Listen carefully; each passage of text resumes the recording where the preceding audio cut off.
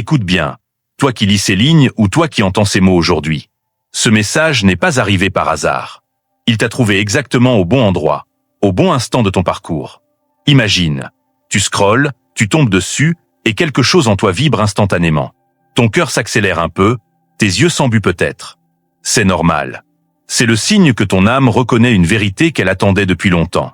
As-tu déjà passé des nuits entières à te demander « Pourquoi ma propre famille n'a jamais su m'aimer comme j'en avais besoin ?» Pourquoi, au lieu de bras ouverts et de mots doux, tu as reçu des portes qui se ferment, des regards froids, des jugements silencieux, des doutes qui te rongeaient de l'intérieur? Pourquoi ce vide immense là où devrait régner la chaleur d'un foyer? Ce n'est pas un accident. Ce n'est pas une malchance injuste. Et surtout, ce n'est pas parce que quelque chose cloche en toi. C'est parce que tu es différent. Tu portes en toi une lumière particulière, une étincelle divine que beaucoup ne supportent pas de voir briller. Depuis tout petit, tu as senti que tu ne rentrais pas dans le moule. Les autres enfants jouaient sans se poser 1000 questions. Toi, tu observais déjà le monde avec des yeux qui voyaient plus loin, plus profond. Ta famille n'a pas pu te donner ce dont ton âme avait soif, parce que ton esprit n'était pas fait pour se contenter de l'ordinaire. Ton âme a été appelée à un destin bien plus vaste, le chemin de l'élu. Ce rejet que tu as vécu n'était pas une punition. C'était une préparation. Une séparation intentionnelle orchestrée par le divin pour te rendre plus résistant, plus lucide, plus connecté à ta mission réelle. Si on t'avait aimé facilement, sans heurts, tu aurais peut-être sombré dans le confort, dans une vie fade où ta flamme intérieure se serait éteinte doucement. Mais le Créateur ne l'a pas permis. Il t'a protégé en te gardant à distance, pour que tu grandisses loin des chaînes invisibles qui emprisonnent tant d'autres. Aujourd'hui, ce message est pour toi. Pour toi qui as toujours eu l'impression d'être un étranger dans ta propre maison. Pour toi qui as pleuré en silence en te disant « je ne vaux rien ». Pour toi qui sens encore parfois cette vieille douleur remonter comme une vague. Arrête-toi un instant. Laisse ces mots pénétrer ton cœur. Avant d'aller plus loin, je t'invite à faire quelque chose de simple mais puissant. Dans les commentaires, ou note-le pour toi si tu lis seul, écris les nombres qui te parlent le plus fort en ce moment précis. Ceux qui apparaissent souvent dans ta vie, sur les horloges, les plaques, les reçus. Choisis parmi ceux-ci ou ajoute les tiens. 777. Signe de guidance divine, d'alignement spirituel parfait, de chance céleste et de confirmation que tu es sur la bonne voie. 33. Vibration de maître enseignant, de compassion, de guérison et d'élévation par le service aux autres. 999. Fin d'un cycle douloureux, achèvement, libération pour un nouveau commencement glorieux. 44. Protection angélique puissante, fondation solide, soutien invisible pour avancer sans peur. Pas de malédiction, mais un appel à l'harmonie. Écris-les. Partage-les. Cela ancre l'énergie de ce message dans ton esprit et confirme que ton âme est touchée. Et si tu ressens vraiment que ces paroles sont pour toi, abonne-toi, active la cloche pour ne rien manquer des prochains messages destinés aux élus comme toi, et partage ce texte avec quelqu'un qui souffre en silence du même rejet. Tu ne sais jamais. Tu pourrais être l'instrument qui aide un autre élu à se réveiller. Toi, l'élu, il est temps de regarder en face une vérité que ton âme connaît déjà, même si ton mental a parfois du mal à l'accepter. Ta vie n'a jamais été conçue pour ressembler à celle de tout le monde. Dès le départ, une marque invisible a été posée sur ton esprit. Pas une cicatrice, pas une tache, une empreinte sacrée, un sceau que seul l'œil de l'âme peut percevoir. Cette marque t'a distingué bien avant que tu saches parler. Rappelle-toi ces moments d'enfance où, au milieu d'un éclat de rire collectif, tu te sentais soudain à part. Les autres enfants couraient après un ballon, partageaient des bonbons, se disputaient pour des futilités. Et toi, tu restais là, assis sur le bord, à observer. Pas par timidité, pas par tristesse passagère, par une sensation plus profonde, je ne suis pas vraiment d'ici. Cette impression ne t'a jamais vraiment quitté. À l'adolescence, elle s'est transformée en question lancinante. Pourquoi est-ce que je ressens tout si fort? Pourquoi les conversations superficielles m'épuisent? Pourquoi, même entouré de monde, je me sens seul au milieu d'une foule? Et plus tard, à l'âge adulte, elle est devenue une certitude douloureuse. Tu ne rentres dans aucun moule. Ni celui de ta famille, ni celui de la société, ni celui des réussites que tout le monde applaudit. Ce n'est pas un défaut. Ce n'est pas une malédiction. C'est ta signature spirituelle. Ton esprit vibre sur une fréquence différente. Imagine une radio mal réglée. Quand tout le monde capte la même station bruyante et familière, toi tu captes une onde plus haute, plus subtile, presque inaudible pour les autres. Cette fréquence porte en elle un feu que rien ne peut éteindre. Un feu qui te pousse à chercher du sens, à questionner l'invisible, à refuser la routine confortable qui endort la majorité.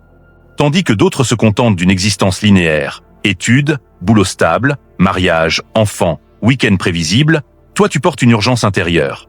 Une voix silencieuse qui te répète « Ce n'est pas tout. Il y a plus. Tu es venu pour autre chose. » Ce feu te rend vivant, mais il te rend aussi visible d'une manière que tu n'as pas choisie. Quand tu entres dans une pièce, même sans dire un mot, l'atmosphère change. Les gens le sentent sans pouvoir l'expliquer. Certains sourient plus fort, par inconfort, d'autres détournent le regard, d'autres encore deviennent inexplicablement irritables en ta présence.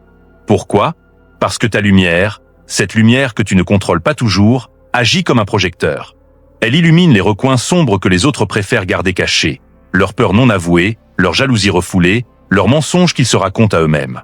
Et le premier endroit où cette lumière a été la plus dérangeante, c'est chez toi, dans ta propre famille. Là où l'on t'aurait attendu de l'amour inconditionnel, tu as souvent reçu du rejet, de la distance, des critiques voilées ou des silences lourds. Ta mère ou ton père a pu te dire « Tu es trop sensible. Arrête de tout analyser. Pourquoi tu ne peux pas être comme les autres ?» Tes frères et sœurs t'ont peut-être trouvé bizarre, compliqué, ingrat. Ces mots ont creusé des blessures profondes parce qu'ils venaient de ceux qui étaient censés te protéger. Mais comprends ceci, ce n'était pas contre toi personnellement. C'était contre ceux que tu représentes. Ton authenticité mettait en lumière leur propre manque. Ta profondeur spirituelle les confrontait à leur superficialité. Ta quête de vérité les obligeait à regarder leurs illusions en face. Et très peu de gens sont prêts à ça, surtout pas dans l'intimité d'un foyer. Le rejet familial n'est donc pas une anomalie dans ton parcours. Il est souvent le premier chapitre obligatoire du livre de l'élu. Parce que c'est là, dans cet endroit supposé sûr, que ton esprit commence à apprendre la leçon la plus dure. Tu n'es pas venu pour être approuvé par tous. Tu es venu pour rester fidèle à la voix qui parle en toi, même quand le monde entier te dit de te taire. Cette séparation n'est pas née de l'orgueil. Elle est née d'un dessein plus grand. Le Créateur t'a doté d'une énergie qui ne peut pas se fondre dans la masse sans perdre sa puissance. Si tu avais été, comme tout le monde, ta mission aurait été étouffée avant même de commencer. Ton feu intérieur aurait été réduit à une petite braise tiède. Aujourd'hui, quand tu ressens encore cette vieille douleur, ce pincement au cœur quand tu penses à un repas de famille où tu t'es senti invisible, sache que c'est une preuve. Une preuve que tu portes quelque chose de rare. Une preuve que ton âme a été mise à part, non pour te punir, mais pour te préparer à briller là où d'autres ne peuvent pas. Tu n'es pas cassé. Tu n'es pas rejeté. Tu n'es pas seul. Et cette formation, même si elle a commencé dans la douleur, est en train de te transformer en quelqu'un que le monde, le vrai monde spirituel, attend avec impatience. Prends un instant pour laisser ces mots descendre en toi. Sens cette vibration dans ta poitrine. C'est ton sceau qui répond. C'est ton feu qui reconnaît sa propre nature. Élu, arrêtons-nous un instant sur une croyance que presque tout le monde reçoit dès le berceau, une croyance si ancrée qu'elle semble indiscutable. La famille, c'est le sang, et le sang, c'est tout. On te répète depuis toujours que les liens du sang sont sacrés, indestructibles, que dans ta famille tu trouveras toujours refuge, compréhension, amour inconditionnel. C'est l'histoire qu'on raconte dans les films, les chansons, les proverbes populaires. Mais quand on regarde la réalité de ton cœur, quand on écoute les larmes que tu as versées en silence, cette belle image se fissure. Et c'est là que commence une révélation importante pour tout élu. La famille n'est pas toujours synonyme d'amour vrai. Avant même que ton âme ne descende dans ce corps, dans ce monde physique, un contrat invisible a été signé. Pas un contrat écrit sur papier, mais un accord divin, profond, entre ton esprit et les forces supérieures. Dans ce contrat, il a été décidé qui seraient tes parents, tes frères et sœurs, tes oncles, tes tantes, non pas pour te faire vivre une vie de conte de fées confortable, mais pour te faire grandir, te réveiller, te pousser vers ton vrai but. La famille que tu as reçue n'est pas un cadeau de douceur éternelle. C'est souvent le premier terrain d'entraînement de ton âme. Imagine une école très particulière. Les professeurs ne sont pas toujours gentils. Certains te grondent, te punissent, te laissent seul dans la salle. Ils ne le font pas par méchanceté gratuite, mais parce que leur rôle est de te confronter à tes plus grandes faiblesses, à tes blessures les plus cachées, à tes peurs les plus anciennes. Tes parents, tes frères et sœurs. Beaucoup d'entre eux jouent exactement ce rôle dans ta vie. Ils sont des miroirs implacables. Quand ils te rejettent, quand ils te comprennent mal, quand ils te critiquent ou t'ignorent, ils activent en toi des douleurs enfouies depuis des vies antérieures parfois. Ces interactions ne sont pas aléatoires. Elles sont précises, calculées par le divin pour t'obliger à regarder en toi ce que tu aurais préféré laisser dans l'ombre. Dès les premières années, dans la maison où tu as grandi, tu as commencé à ressentir ce décalage. Peut-être que tes parents attendaient un enfant facile, qui suit les règles sans poser de questions, qui répète les schémas familiaux sans broncher. Toi, tu posais déjà des questions qui dérangeaient. Pourquoi les gens se font du mal? D'où vient-on vraiment? Pourquoi je sens des choses que les autres ne sentent pas? Ces questions n'étaient pas de la rébellion. C'était ton âme qui commençait déjà à refuser les illusions. L'illusion la plus puissante, celle qui fait le plus mal, c'est de croire que tous les membres de ta famille sont obligés de t'aimer, de te soutenir, de te voir tel que tu es. La vérité spirituelle est plus nuancée et parfois plus dure. Certains êtres sont envoyés dans ta vie non pour te câliner, mais pour te bousculer. Pas pour te détruire, mais pour t'obliger à te lever. Si on t'avait donné tout l'amour, toute la validation, toute la tendresse que ton cœur d'enfant réclamait à grands cris, tu n'aurais probablement jamais levé les yeux vers le ciel. Tu serais resté endormi dans un cocon confortable, piégé dans une version réduite de toi-même. La carence affective que tu as vécue, ces repas où personne ne te regardait vraiment, ces anniversaires où tu te sentais transparent, ces mots blessants prononcés pour ton bien, n'étaient pas une erreur du destin. C'était une porte dérobée. Une porte qui t'a forcé à chercher l'amour ailleurs. Et cet ailleurs, c'est le divin. Le manque d'amour humain a creusé en toi un vide immense. Mais ce vide est devenu le réceptacle parfait pour un amour bien plus grand. Un amour qui ne dépend d'aucun être humain, un amour éternel qui ne se fatigue jamais, ne te juge jamais, ne te rejette jamais. Ta famille représente aussi ta première identité imposée. Dès ta naissance, on t'a collé des étiquettes. Tu es le fils d'eux. Tu viens de telle lignée. Tu dois faire comme ton père. Ne déçois pas la famille. Ces mots construisent une identité terrestre, temporaire. Mais l'élu sent très vite que cette identité ne colle pas. Elle gratte, elle serre, elle étouffe. Tu te dis, je ne suis pas seulement ça. Il y a autre chose en moi. Et cette sensation de ne pas appartenir totalement crée une friction permanente. Cette friction n'est pas un problème. C'est un rappel constant. Ta vraie identité ne vient pas d'un nom de famille, d'une tradition, d'un héritage matériel. Elle vient de l'étincelle divine placée en toi avant la création du monde. Beaucoup d'élus passent des années à essayer de réparer cette illusion. Ils se forcent à sourire, à se taire, à diminuer leur lumière pour ne pas déranger, pour être enfin acceptés. Ils se disent, si je change, si je deviens plus comme eux, peut-être qu'ils m'aimeront. Mais le jour où l'âme se réveille vraiment, cette mascarade devient insupportable. Ton esprit refuse de rester prisonnier d'une approbation qui t'oblige à trahir qui tu es. Et puis il y a la dimension karmique, plus profonde encore. Beaucoup de tes proches ne sont pas là par hasard. Ce sont des âmes que tu as déjà croisées dans d'autres vies. Certains reviennent pour régler des comptes anciens, guérir des blessures partagées, terminer des leçons inachevées. Quelques-uns t'apporteront un amour sincère, comme une bouffée d'air frais. Mais d'autres seront les instruments d'une douleur nécessaire. À travers leurs mots durs, leur silence, leur jugement, ils t'aident sans le savoir, à te libérer de vieilles chaînes que tu portais depuis longtemps. Ne confonds jamais l'épreuve avec la malveillance pure. Le fait que ta famille n'ait pas su t'aimer comme tu le méritais ne signifie pas que tu es indigne d'amour. Cela signifie simplement que ton contrat d'âme n'était pas centré sur la douceur de ces liens, mais sur la quête d'un amour plus vaste, plus pur, plus éternel. L'illusion de la famille parfaite doit se briser pour que l'élu comprenne une vérité essentielle. Ton vrai foyer n'est pas dans le sang. Il est dans l'esprit.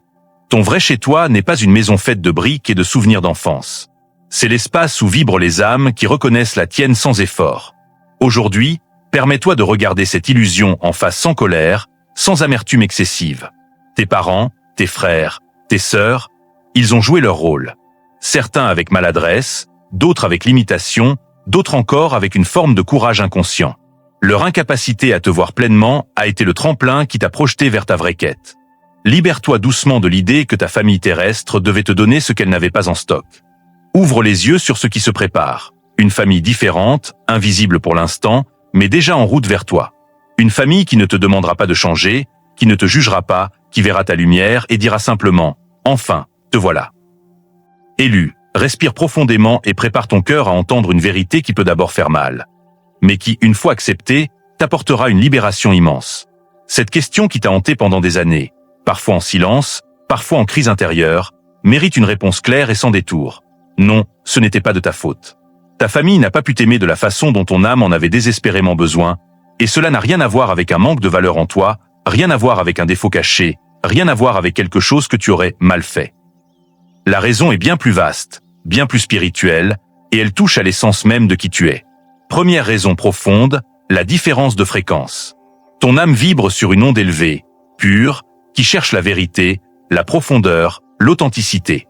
Imagine que ta famille fonctionne sur une station radio ancienne, pleine de parasites, de bruits de fond, de chansons répétitives qui parlent de survie, de peurs accumulées, de traditions rigides.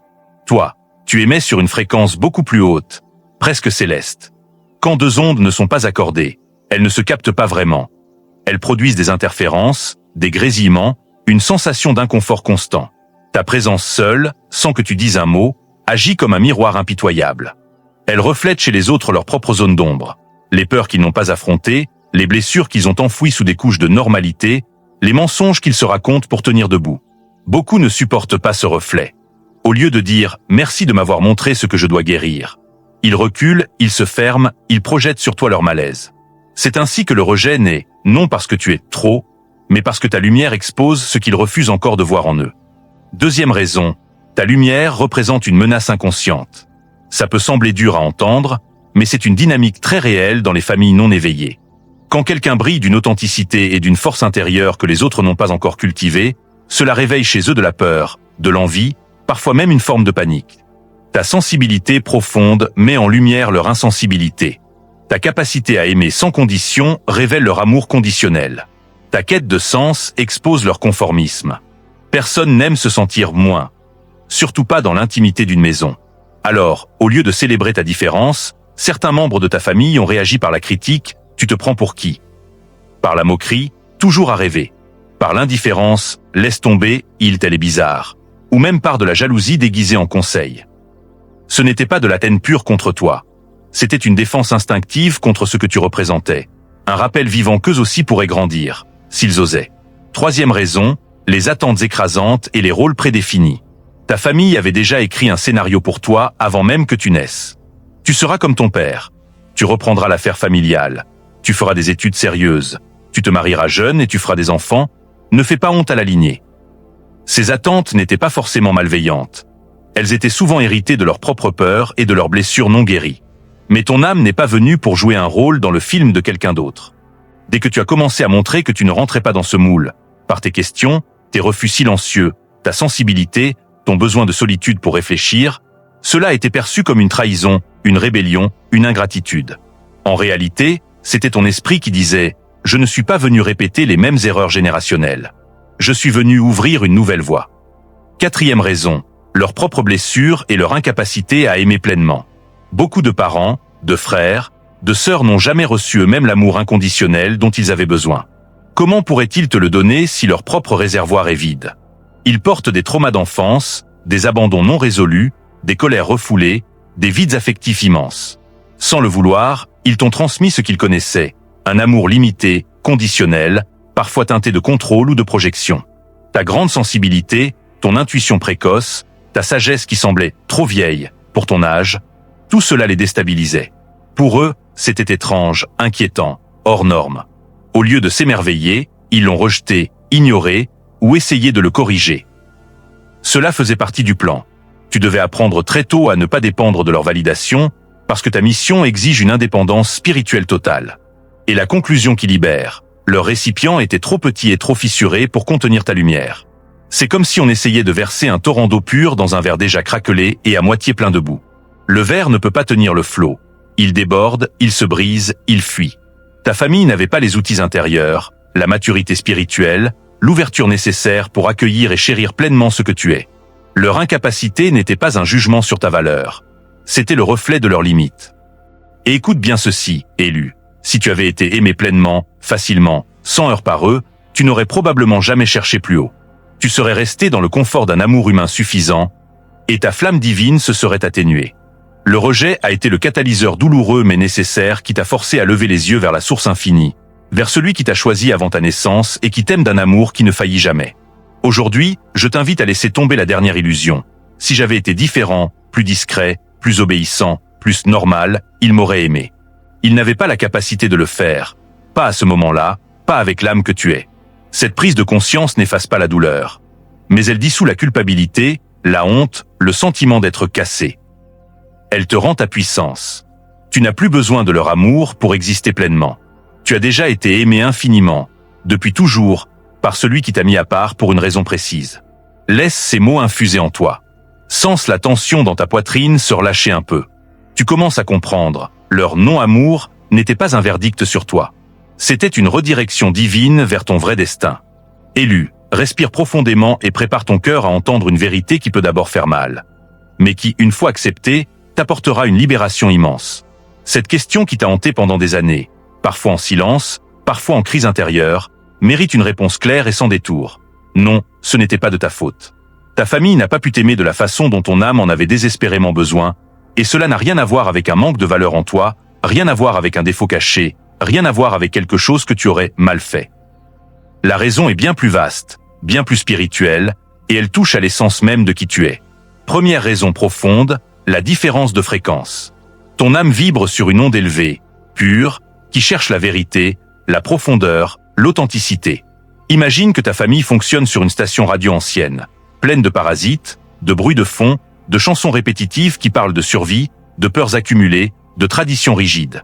Toi, tu émets sur une fréquence beaucoup plus haute, presque céleste. Quand deux ondes ne sont pas accordées, elles ne se captent pas vraiment. Elles produisent des interférences, des grésillements, une sensation d'inconfort constant. Ta présence seule, sans que tu dises un mot, agit comme un miroir impitoyable. Elle reflète chez les autres leurs propres zones d'ombre, les peurs qu'ils n'ont pas affrontées, les blessures qu'ils ont enfouies sous des couches de normalité, les mensonges qu'ils se racontent pour tenir debout. Beaucoup ne supportent pas ce reflet. Au lieu de dire « merci de m'avoir montré ce que je dois guérir », ils reculent, ils se ferment, ils projettent sur toi leur malaise. C'est ainsi que le rejet naît, non parce que tu es trop, mais parce que ta lumière expose ce qu'ils refusent encore de voir en eux. Deuxième raison, ta lumière représente une menace inconsciente. Ça peut sembler dur à entendre, mais c'est une dynamique très réelle dans les familles non éveillées. Quand quelqu'un brille d'une authenticité et d'une force intérieure que les autres n'ont pas encore cultivée, cela réveille chez eux de la peur, de l'envie, parfois même une forme de panique. Ta sensibilité profonde met en lumière leur insensibilité. Ta capacité à aimer sans condition révèle leur amour conditionnel. Ta quête de sens expose leur conformisme. Personne n'aime se sentir moins. Surtout pas dans l'intimité d'une maison. Alors, au lieu de célébrer ta différence, certains membres de ta famille ont réagi par la critique, tu te prends pour qui? Par la moquerie, toujours à rêver. Par l'indifférence, laisse tomber, elle est bizarre. Ou même par de la jalousie déguisée en conseil. Ce n'était pas de la haine pure contre toi. C'était une défense instinctive contre ce que tu représentais. Un rappel vivant qu'eux aussi pourraient grandir, s'ils osaient. Troisième raison, les attentes écrasantes et les rôles prédéfinis. Ta famille avait déjà écrit un scénario pour toi avant même que tu naisses. Tu seras comme ton père. Tu reprendras l'affaire familiale. Tu feras des études sérieuses. Tu te marieras jeune et tu feras des enfants. Ne fais pas honte à la lignée. Ces attentes n'étaient pas forcément malveillantes. Elles étaient souvent héritées de leurs propres peurs et de leurs blessures non guéries. Mais ton âme n'est pas venue pour jouer un rôle dans le film de quelqu'un d'autre. Dès que tu as commencé à montrer que tu ne rentrais pas dans ce moule, par tes questions, tes refus silencieux, ta sensibilité, ton besoin de solitude pour réfléchir, cela a été perçu comme une trahison, une rébellion, une ingratitude. En réalité, c'était ton esprit qui disait « Je ne suis pas venu répéter les mêmes erreurs générationnelles. Je suis venu ouvrir une nouvelle voie. » Quatrième raison, leurs propres blessures et leur incapacité à aimer pleinement. Beaucoup de parents, de frères, de sœurs n'ont jamais reçu eux-mêmes l'amour inconditionnel dont ils avaient besoin. Comment pourraient-ils te le donner si leur propre réservoir est vide? Ils portent des traumas d'enfance, des abandons non résolus, des colères refoulées, des vides affectifs immenses. Sans le vouloir, ils t'ont transmis ce qu'ils connaissaient, un amour limité, conditionnel, parfois teinté de contrôle ou de projection. Ta grande sensibilité, ton intuition précoce, ta sagesse qui semblait trop vieille pour ton âge, tout cela les déstabilisait. Pour eux, c'était étrange, inquiétant, hors norme. Au lieu de s'émerveiller, ils l'ont rejeté, ignoré ou essayé de le corriger. Cela faisait partie du plan. Tu devais apprendre très tôt à ne pas dépendre de leur validation parce que ta mission exige une indépendance spirituelle totale. Et la conclusion qui libère, leur récipient était trop petit et trop fissuré pour contenir ta lumière. C'est comme si on essayait de verser un torrent d'eau pure dans un verre déjà craquelé et à moitié plein de boue. Le verre ne peut pas tenir le flot. Il déborde, il se brise, il fuit. Ta famille n'avait pas les outils intérieurs, la maturité spirituelle, l'ouverture nécessaire pour accueillir et chérir pleinement ce que tu es. Leur incapacité n'était pas un jugement sur ta valeur. C'était le reflet de leurs limites. Et écoute bien ceci, élu. Si tu avais été aimé pleinement, facilement, sans heurts par eux, tu n'aurais probablement jamais cherché plus haut. Tu serais resté dans le confort d'un amour humain suffisant, et ta flamme divine se serait atténuée. Le rejet a été le catalyseur douloureux mais nécessaire qui t'a forcé à lever les yeux vers la source infinie, vers celui qui t'a choisi avant ta naissance et qui t'aime d'un amour qui ne faillit jamais. Aujourd'hui, je t'invite à laisser tomber la dernière illusion. Si j'avais été différent, plus discret, plus obéissant, plus normal, il m'aurait aimé. Non. Il n'avait pas la capacité de le faire. Pas à ce moment-là, pas avec l'âme que tu es. Cette prise de conscience n'efface pas la douleur. Mais elle dissout la culpabilité, la honte, le sentiment d'être cassé. Elle te rend ta puissance. Tu n'as plus besoin de leur amour pour exister pleinement. Tu as déjà été aimé infiniment, depuis toujours, par celui qui t'a mis à part pour une raison précise. Laisse ces mots infuser en toi. Sens la tension dans ta poitrine se relâcher un peu.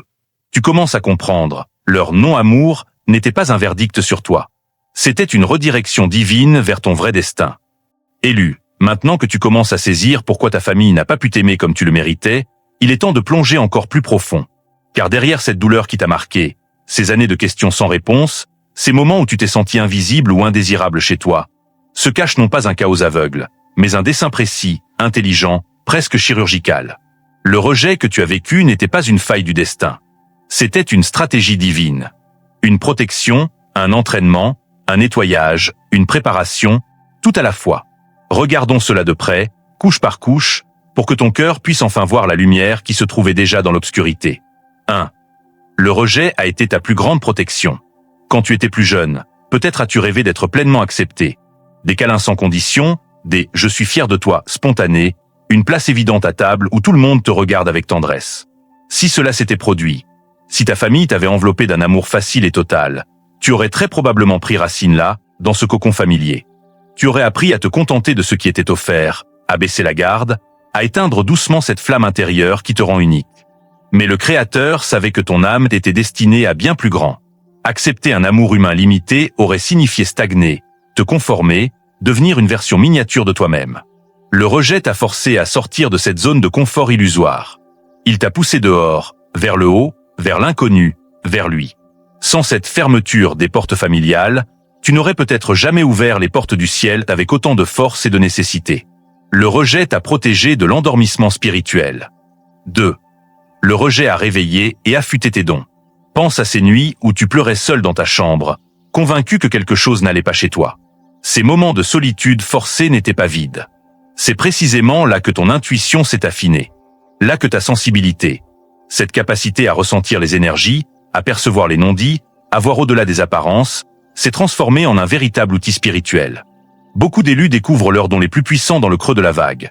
Une voix intérieure qui devient plus claire quand tout le bruit extérieur se tait, des rêves prémonitoires qui surgissent après des crises de larmes, une compassion qui grandit parce que tu sais ce que c'est que d'être brisé. Si ta famille t'avait donné tout le soutien émotionnel dont tu avais envie, ces espaces de vide n'auraient pas existé, et tes capacités intérieures seraient restées en sommeil.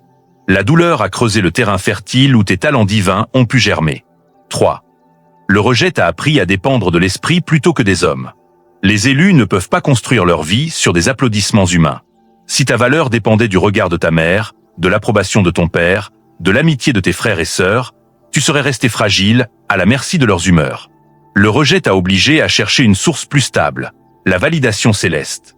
Tu as appris à te tenir debout quand personne ne te soutenait. À écouter la petite voix douce qui te disait « tu es sur le bon chemin », même quand tout le monde criait le contraire. À prier dans le silence, à faire confiance à une guidance invisible. Cette indépendance spirituelle n'est pas un luxe, c'est une nécessité pour ta mission. Elle a été forgée dans le feu du rejet. 4. Le rejet t'a donné une identité authentique. Sans miroir familial qui te renvoie une image flatteuse ou acceptable, tu as été contraint de te regarder vraiment. Qui suis-je vraiment? Pourquoi suis-je ici? Ces questions existentielles, que beaucoup évitent toute leur vie, tu n'as pas pu les fuir. Le vide laissé par l'absence de reconnaissance familiale t'a forcé à plonger en toi-même et à découvrir ton essence éternelle. Tu n'es pas seulement le fils d'un tel, tu es un être choisi, porteur d'une lumière unique. 5. Le rejet a été un nettoyage karmique puissant. Les familles portent souvent des chaînes invisibles, schémas de peur, de manque, de colère transmises de génération en génération. Si tu avais été pleinement intégré et accepté sans résistance, tu aurais pu, sans le vouloir, perpétuer ces cycles. Le rejet a agi comme une lame divine. Il a coupé les liens énergétiques toxiques, t'a extrait de la roue karmique familiale pour que tu puisses commencer un nouveau lignage spirituel, libre, lumineux. 6. Ton histoire n'est pas seulement pour toi, elle deviendra lumière pour d'autres. Le Créateur ne gaspille rien. Chaque larme que tu as versée, chaque sentiment d'abandon, chaque moment où tu t'es senti trop différent, tout cela est en train d'être transformé en autorité spirituelle. Un jour, tu partageras ton témoignage, par des mots, par ta présence, par ton exemple, et des gens qui souffrent exactement comme toi aujourd'hui diront « Si lui a traversé ça et s'est relevé, alors moi aussi je peux ». Ton rejet deviendra leur espérance.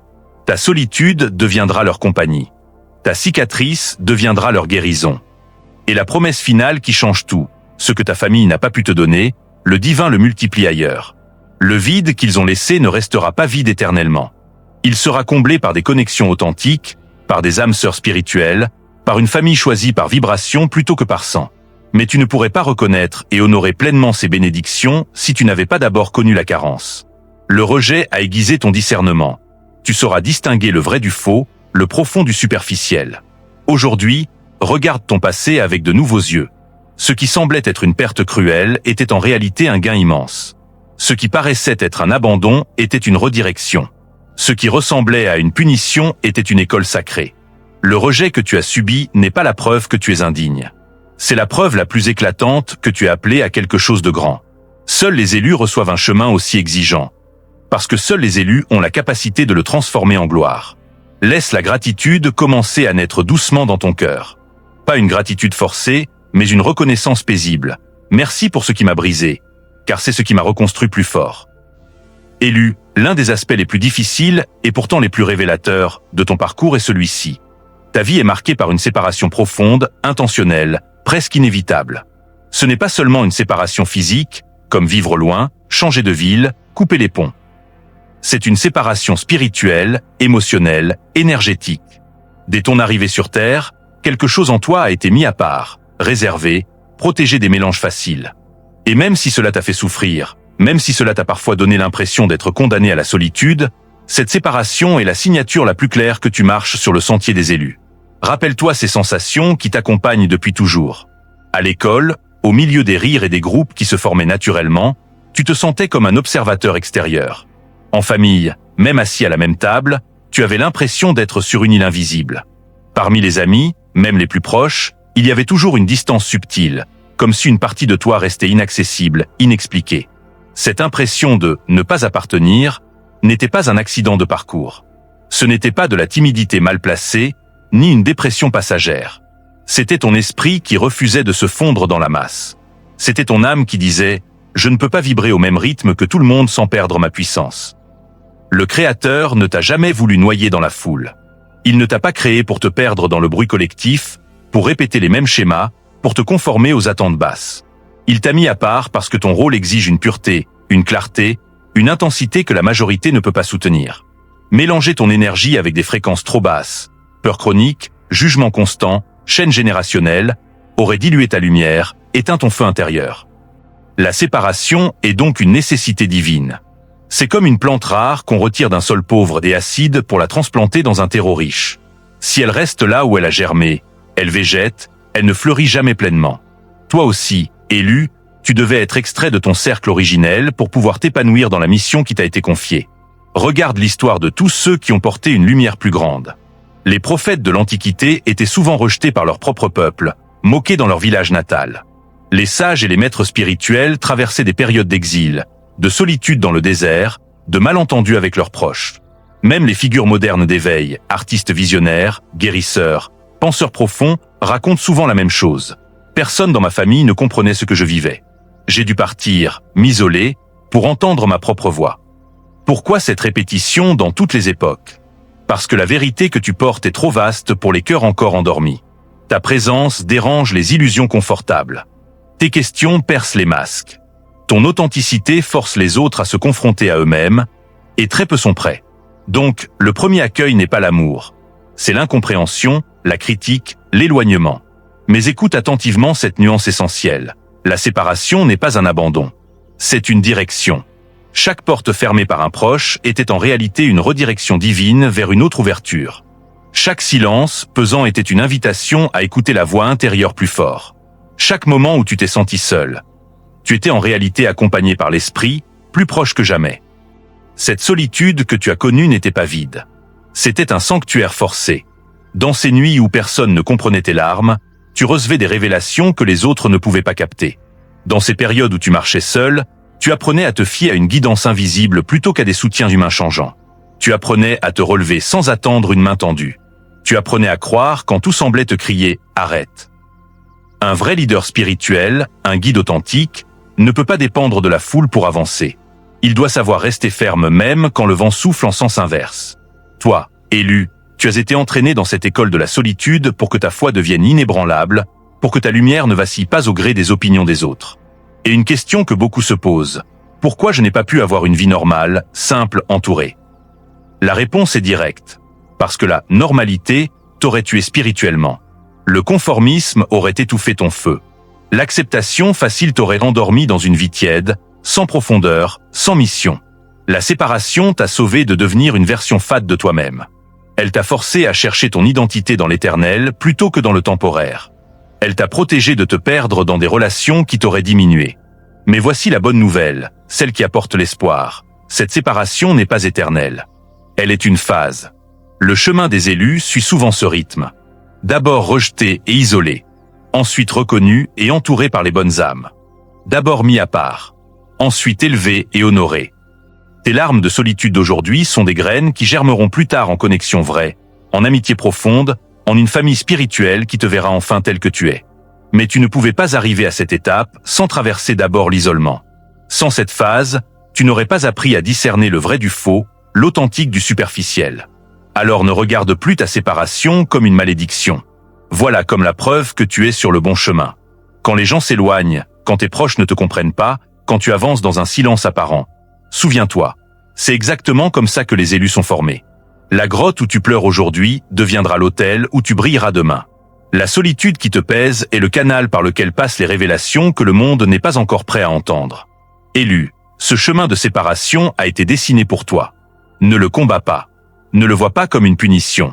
Embrasse-le comme ton entraînement divin. Parce qu'au bout, tu réaliseras que tu n'as jamais été vraiment seul. L'esprit a marché à tes côtés à chaque pas, même quand tous les autres se sont écartés. Et quand le moment viendra, il viendra. Cette même séparation qui te fait mal aujourd'hui deviendra la preuve irréfutable que tu as été choisi pour quelque chose qui dépasse ta famille, ton entourage, et même ce monde visible. Élu, nous arrivons maintenant à une étape essentielle, celle que beaucoup évitent parce qu'elle demande du courage. La guérison émotionnelle. Tu as compris pourquoi le rejet est arrivé. Tu as vu le plan divin derrière la séparation, tu commences à entrevoir le but caché, mais ton cœur porte encore les cicatrices. Ces blessures ne disparaissent pas juste parce que tu comprends intellectuellement. Elles demandent d'être touchées, accueillies, transformées. La guérison n'est pas un événement soudain. C'est un chemin sacré, patient, parfois douloureux, mais toujours libérateur. Ce processus ne se fait pas en niant ce que tu as vécu, ni en passant vite à autre chose. Il se fait en allant au cœur de la douleur, en compagnie de l'esprit qui t'accompagne déjà. Voici les étapes naturelles que la plupart des élus traversent. Pas dans un ordre rigide, mais comme une spirale qui monte progressivement vers plus de paix. 1. Accepter pleinement la douleur, sans la minimiser. Pendant longtemps, tu as peut-être essayé de te convaincre, ce n'était pas si grave. J'exagère. Les autres ont vécu pire. Ou au contraire, tu as enfoui la souffrance sous de la colère, du travail excessif, des distractions. Mais l'élu ne guérit pas en faisant semblant que la blessure n'existe pas. Le premier acte de puissance est d'admettre, en silence ou à voix haute. Oui, ça a fait mal. Oui, j'ai souffert du rejet de ceux qui étaient censés m'aimer le plus. Oui, j'ai ressenti un vide immense là où il aurait dû y avoir de la chaleur. Oui, j'ai pleuré des nuits entières en me demandant ce qui n'allait pas chez moi. Cette honnêteté brute n'est pas de la faiblesse.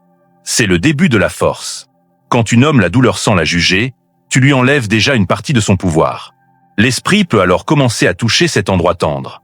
Accepte que ton enfant intérieur a eu peur, s'est senti abandonné, a cru qu'il n'était pas aimable. Ce n'est pas dramatique, c'est humain, et c'est sacré. 2. Libérer la culpabilité et la honte qui t'enchaînent. Une des illusions les plus tenaces chez les élus est celle-ci. Si j'avais été différent, ils m'auraient aimé. Si j'avais été plus discret, plus joyeux, moins sensible, tout aurait changé. Cette voix intérieure te fait porter la responsabilité du rejet. Elle te dit que tu es trop, pas assez, cassé. Mais la vérité est simple et libératrice. Leur incapacité à t'aimer n'était pas liée à ton manque de valeur.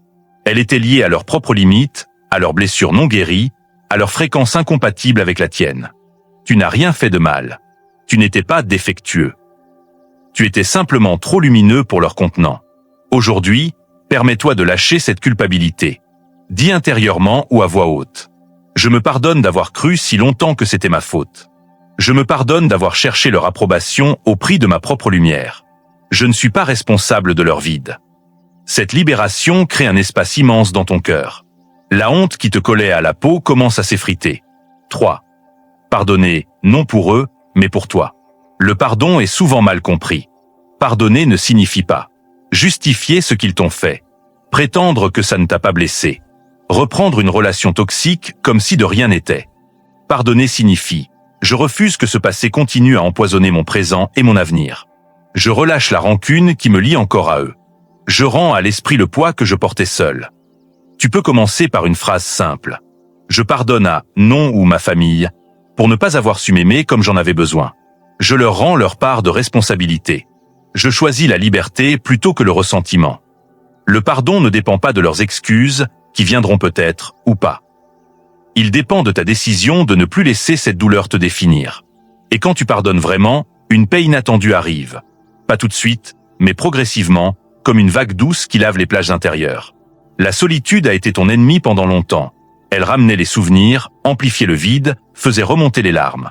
Mais quand tu invites l'esprit dans cet espace, elle devient ton allié la plus fidèle. Apprends à être seul sans te sentir abandonné. Assieds-toi en silence et sens que tu n'es pas vide. Une présence est là. Parle à voix haute à cette présence comme à un ami fidèle. Écris tes pensées, tes colères, tes espoirs. Transforme la solitude en journal de dialogue divin. Peu à peu, la solitude cesse d'être un trou noir. Elle devient un lieu sacré où tu recharges tes forces, où tu reçois des intuitions, où tu te souviens qui tu es vraiment. 5. Apprendre à t'aimer toi-même, activement. Puisque l'amour inconditionnel n'est pas venu de l'extérieur comme tu l'espérais, il est temps de le cultiver de l'intérieur. Parle-toi avec la douceur que tu aurais voulu recevoir. Tu es précieux. Tu es exactement comme il fallait que tu sois. Prends soin de ton corps, de ton esprit, de tes émotions comme d'un temple sacré. Célèbre tes dons, même petits. Ta sensibilité est une force, ton intuition est un guide, ta profondeur est un trésor. L'élu qui s'aime lui-même ne mendie plus l'amour des autres. Il rayonne à partir d'un centre déjà rempli. 6.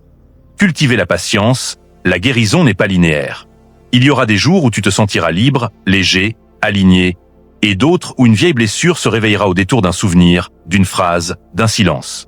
Ne panique pas. Ce n'est pas un échec. C'est une spirale. Chaque tour te fait monter un peu plus haut. Chaque fois que tu choisis de lâcher le ressentiment, d'aimer au lieu de te blâmer, de faire confiance plutôt que de douter, ton cœur gagne en force. La promesse au bout du chemin.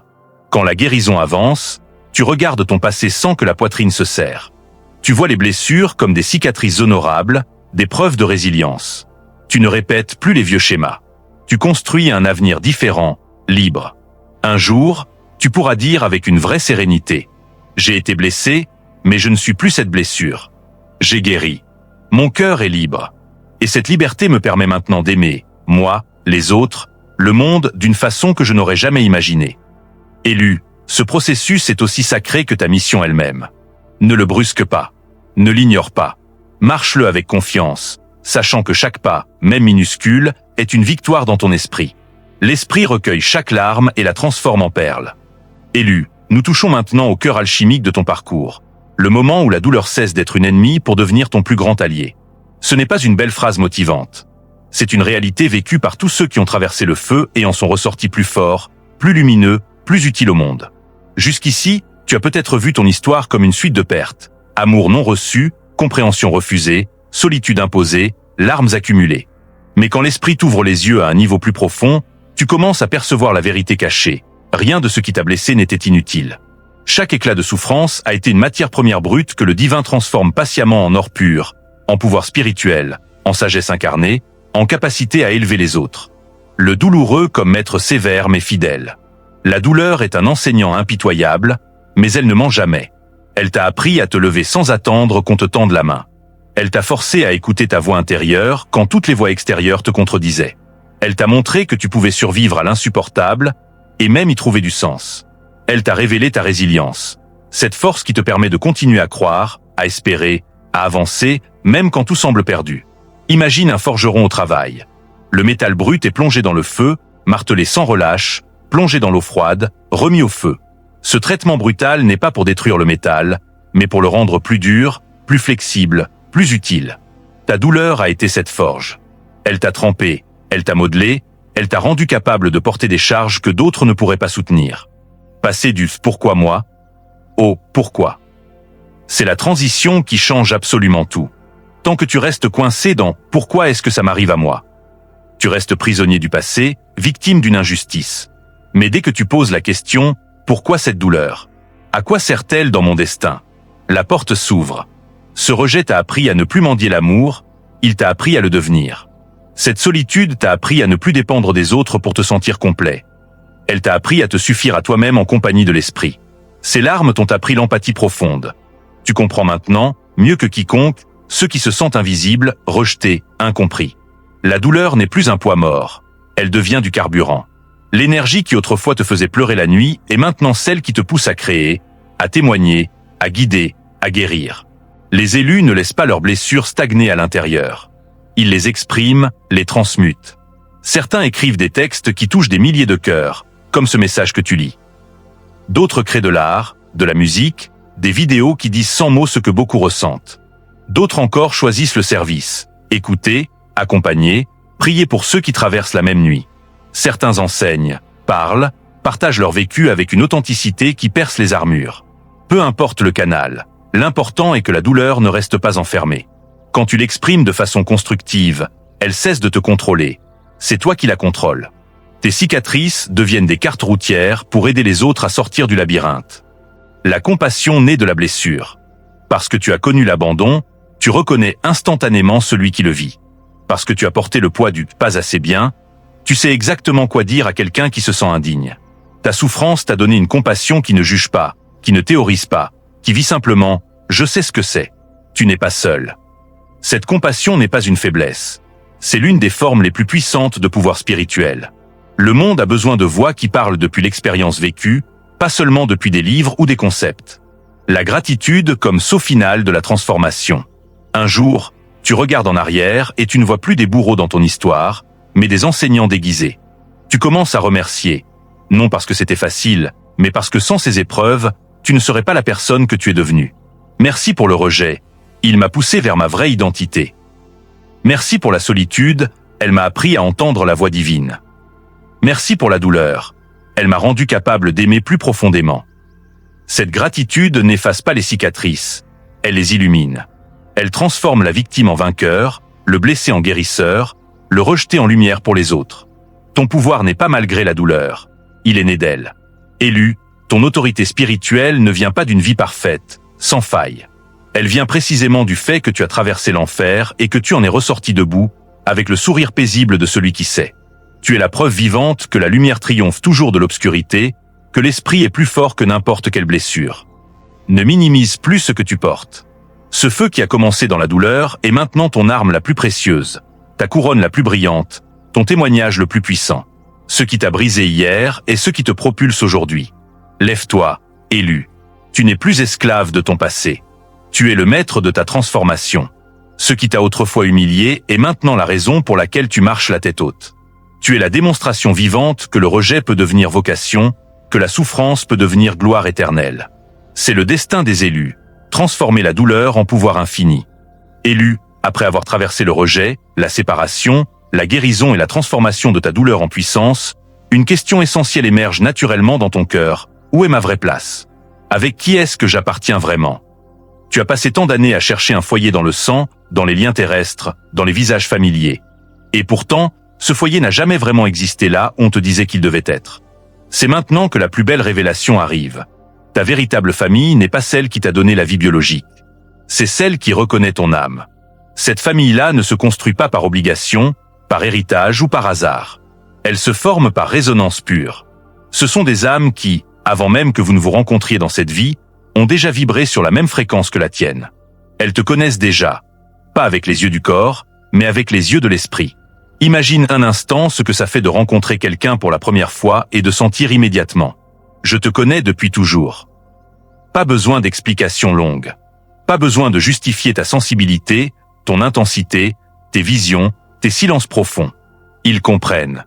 Ils voient. Ils honorent. C'est exactement ce que ta famille spirituelle t'apportera. Les caractéristiques de cette famille choisie par l'esprit. Ils ne te jugeront pas pour être trop différent. Au contraire, ils diront « Merci d'être exactement comme tu es, c'est ce qui nous a attirés vers toi ». Ils ne chercheront pas à te changer, à te faire rentrer dans un moule, à te rendre plus normal. Ils célébreront ta lumière, même quand elle les dépasse. Avec eux, tu n'auras pas à diminuer ton feu pour ne pas les incommoder. Tu pourras briller pleinement, et ils brilleront en retour. L'amour qu'ils te donneront sera inconditionnel, sans attente cachée, sans dette émotionnelle. Pas parce qu'ils y sont obligés par le sang, mais parce que leurs âmes se reconnaissent et se choisissent librement. Ces liens seront souvent profonds dès le départ, comme s'ils reprenaient une conversation interrompue il y a des siècles. Pourquoi cette famille arrive après le rejet terrestre? Si ta famille biologique t'avait donné tout l'amour, toute la validation, toute l'appartenance que ton cœur réclamait, tu n'aurais probablement jamais cherché au-delà. Tu serais resté dans le confort connu, même s'il était limité. Le vide créé par ce rejet a été nécessaire. Il t'a ouvert l'espace intérieur pour accueillir quelque chose de bien plus vaste. Le Créateur a utilisé cette carence comme un filtre divin. Grâce à elle, tu as appris à distinguer l'amour conditionnel vs l'amour véritable. La connexion superficielle vs la résonance d'âme. Les liens par obligation vs les liens par choix éternel. Quand ces âmes apparaîtront dans ta vie, et elles apparaîtront au moment précis où ton cœur sera prêt, tu les reconnaîtras instantanément. Ce ne sera pas toujours une foule immense. Parfois, ce sera 1, 2, 3 personnes, mais elles seront authentiques, solides, lumineuses. Et avec elles, tu comprendras enfin ce que signifie appartenir sans se sentir étouffé. Ils sont déjà en route. Peut-être que certains sont déjà là, mais tu ne les as pas encore pleinement vus comme tels. Peut-être que d'autres viendront bientôt. Un ami inattendu, un mentor croisé par hasard, une communauté en ligne qui vibre comme toi, une rencontre qui semble miraculeuse. Confie cela à l'esprit. Il orchestre ses retrouvailles avec une précision parfaite. Ton rôle est simplement de rester ouvert, de continuer à marcher sur ton chemin, de guérir tes blessures pour que ton énergie reste pure et attractive pour ces âmes alignées. Une promesse douce pour ton cœur. Même si aujourd'hui tu te sens encore seul dans la foule, même si les repas de famille te laissent un goût amer, même si tu as passé des années à te demander pourquoi personne ne me voit. Tu n'as jamais été orphelin spirituel. Tu as toujours eu une famille éternelle, choisie par vibration, préparée par le divin. Le rejet de ta famille terrestre n'a fait que dégager l'espace pour que cette vraie famille puisse entrer pleinement dans ta vie. Un jour, tu regarderas en arrière et tu diras avec une reconnaissance profonde « Merci pour ce qui n'a pas été donné, car cela m'a conduit à ce qui m'était vraiment destiné. » Ta véritable famille spirituelle est ton héritage le plus précieux. Ce sont les mains que l'esprit posera sur tes épaules quand tu seras fatigué. Ce sont les voix qui te rappelleront qui tu es quand le monde essaiera de te faire douter. Ce sont les cœurs qui marcheront à tes côtés, non par devoir, mais par joie pure de partager la même lumière. Jusqu'à ce que ces rencontres se manifestent pleinement, garde la foi. Chaque pas que tu fais sur ton chemin te rapproche d'eux. Et quand le moment viendra, tu sauras. Enfin, je suis chez moi. Élu, respire profondément. Prends un moment pour laisser tout ce voyage redescendre en toi. Ce message t'a trouvé exactement quand ton âme était prête à l'entendre. Pas un jour plus tôt, pas un jour plus tard. Il est arrivé comme une clé qui ouvre enfin une porte que tu avais essayé de forcer pendant des années. Aujourd'hui, tu sais que le rejet de ta famille n'était pas une sentence contre ta valeur. Tu sais que ce n'était ni une erreur, ni un hasard cruel, ni une punition imméritée. C'était une stratégie divine, précise et aimante, pour t'éveiller, te fortifier, te séparer du commun afin que tu puisses accomplir ce pourquoi tu es venu sur Terre. Tu n'es pas une victime de ton histoire. Tu es le témoin vivant que ce qui semblait détruire était en réalité en train de te reconstruire. Ce qui paraissait être une perte était une redirection vers ta gloire éternelle. Ce qui ressemblait à un abandon était une protection invisible. Ce qui t'a fait le plus mal a été l'école la plus efficace pour forger ton esprit. Tu es guidé depuis toujours par une présence qui ne t'a jamais lâché, même dans les nuits les plus noires. Tu n'as plus besoin de l'approbation de ceux qui n'ont pas su voir ta lumière. Ton vrai saut de valeur a été posé avant ta première respiration. Tu es la lumière que ta famille terrestre n'a pas pu contenir. Mais que le monde, et surtout ceux qui souffrent comme toi, a désespérément besoin de voir briller. Bénédiction pour toi, élu. Je prononce ces mots sur toi avec autorité et tendresse. Que la paix qui dépasse toute compréhension enveloppe ton cœur maintenant. Que chaque blessure ancienne soit touchée par une lumière douce qui la transforme en force. Que tu marches désormais la tête haute, sachant que tu n'es plus défini par ce qu'on t'a refusé, mais par ce que le Créateur a placé en toi depuis l'éternité. Que tes pas soient guidés, tes nuits protégées, tes rêves inspirés. Que ta famille spirituelle se révèle à toi au moment parfait, avec une clarté et une joie qui effacent les ombres du passé. Que ton feu intérieur grandisse chaque jour, jusqu'à illuminer non seulement ta vie, mais celle de tous ceux qui croiseront ton chemin. Tu es exactement là où tu dois être. Ancre cela dans ta réalité. Maintenant, fais quelque chose de concret pour sceller ces vérités dans ton esprit et dans ton énergie. Dans les commentaires, ou note-le pour toi si tu es en lecture seule. Dis-moi simplement si ce message a résonné profondément en toi. Écris « Oui, c'est pour moi » ou « Merci, je ressens la vérité ». Et partage-le ou les nombres angéliques qui vibrent le plus fort pour toi en ce moment précis. 999, fin d'un cycle douloureux, renaissance. 44, protection puissante des anges. Ou tout autre nombre qui te parle personnellement. Ces nombres sont des signatures de l'univers qui confirment que tu es sur la bonne voie. Agis maintenant. Abonne-toi à la chaîne si ce n'est pas déjà fait. Active la cloche de notification pour ne manquer aucun rappel destiné aux élus comme toi. Partage ce texte intégral, ou le lien, avec au moins une personne que tu sens qui souffre en silence du même rejet familial. Tu pourrais être l'étincelle qui déclenche son réveil. Ne sous-estime pas ton pouvoir de transmission. Rituel personnel simple pour ancrer la bénédiction. Ce soir ou dès que tu peux, trouve un moment seul. Ferme les yeux, pose une main sur ton cœur. Dis à voix haute ou en silence. Je reçois cette vérité. Je lâche le passé. J'embrasse mon chemin d'élu. Merci pour tout ce qui m'a mené ici. Je suis prêt pour ce qui vient. Reste dans ce silence quelques minutes. Laisse la paix s'installer. Ce message était ton rappel. Tu n'as jamais été rejeté pour de vrai. Tu as seulement été redirigé vers ta véritable grandeur. Marche dans cette certitude. Brille sans excuse. Et souviens-toi, tu n'es pas seul. Jamais. À très bientôt sur le chemin. Élu. L'univers t'attend au prochain tournant.